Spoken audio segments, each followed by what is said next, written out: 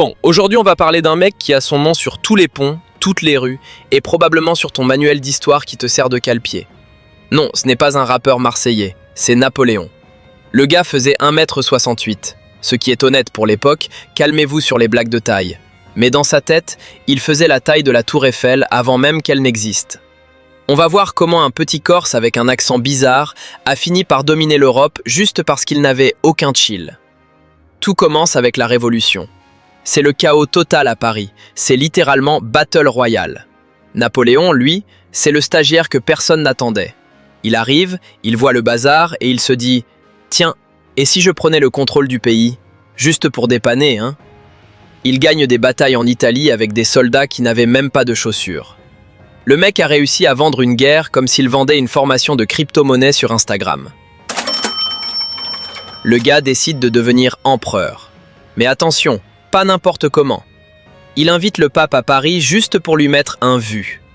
Au moment crucial, il prend la couronne des mains du pape et se la pose lui-même sur la tête. C'est le niveau ultime de main character energy. C'est comme si tu invitais Beyoncé à ton anniversaire juste pour lui dire que c'est toi qui chantes le mieux. Le message est clair. Le patron, c'est moi, et le pape est juste là pour le buffet. À un moment, Napoléon a eu un somme international contre les Anglais. Comme il ne pouvait pas traverser la mer, parce que les bateaux français, il a décidé d'aller marcher jusqu'en Russie. Le conseil du jour, ne jamais aller en Russie en hiver avec une petite veste de printemps.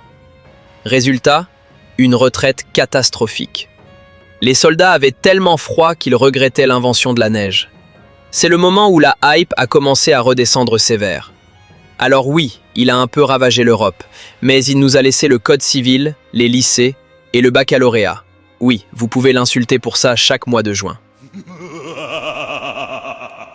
Napoléon, c'est l'histoire d'un mec qui a voulu tout avoir, tout de suite, avec un compte Twitter qui n'existait pas encore, mais qu'il aurait probablement utilisé pour clasher tout le monde.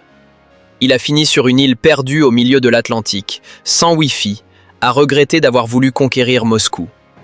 Si tu veux conquérir le monde, commence déjà par ranger ta chambre, c'est moins risqué pour ton ego.